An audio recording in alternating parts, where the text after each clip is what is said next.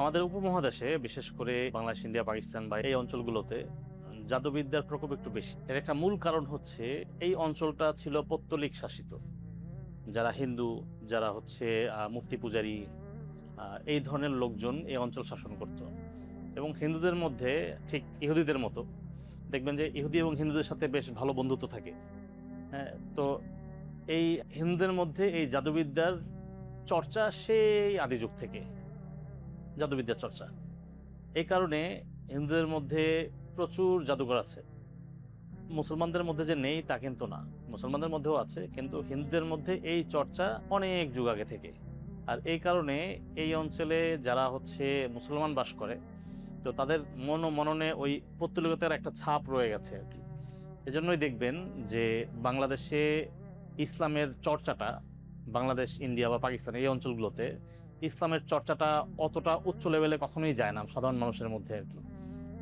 বিয়ের ক্ষেত্রে তারা একটু গায়ে হলুদ, একটু হিন্দুয়ানি কিছু প্রথা এগুলো চালিয়ে যায়। তারপর আবার হচ্ছে বিয়ের সময় যৌতুক দেওয়ার প্রথা, পণ, সেটা তো হিন্দুদের আসলে পৌত্তলিক প্রথা। এগুলো আসলে আমাদের সামাজিক প্রথার ভিতরে ঢুকে গেছে। এগুলো আসলে পৌত্তলিক প্রথা। আমরা ইসলামে আসার পরেও এগুলো থেকে বের হতে পারিনি। ঠিক একইভাবে ইসলামে আসার পরেও আমরা কুফরি, শিরকি এই জাদুকর প্রথা থেকে বের হতে পারিনি। এই কারণে এখানের মুসলমানরাও জাদু করে। মুসলমানরা কিছু একটু হিংসায় পড়লে বা কারো দেখে যদি হিংসা লাগে, তো গিয়ে বলে ওকে একটু জাদু করে দেন। আর এখন তো অনলাইনে প্রচুর কবিরাজ বের হয়েছে, কবিরাজ দিকে সার্চ দিলে এরকম 1000 লোক পাওয়া যায় কবিরাজ যারা।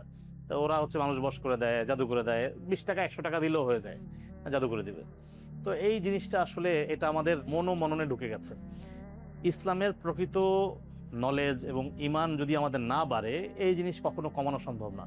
তো এই কারণে যারা আমরা সাধারণ মুসলমান আছি, যারা একটু চেষ্টা করি যে আমরা পুরোপুরি দিনের পর চলতে না পারলেও একটু চেষ্টা করছি, তো তাদের ক্ষেত্রে আসলে খুব কষ্ট হয়ে যায় এদের কাছ থেকে প্রোটেকশন নেওয়াটা। এই কারণে হচ্ছে আমরা যদি একটু আমল করি, একটু মাঝে মধ্যে রুকিয়ার আমল করি, মাসনুন আমলগুলো করি, তো সেই ক্ষেত্রে হচ্ছে আমরা এই জাদুঘর থেকে প্রোটেক্টেড থাকতে পারবো ইনশাল্লাহ।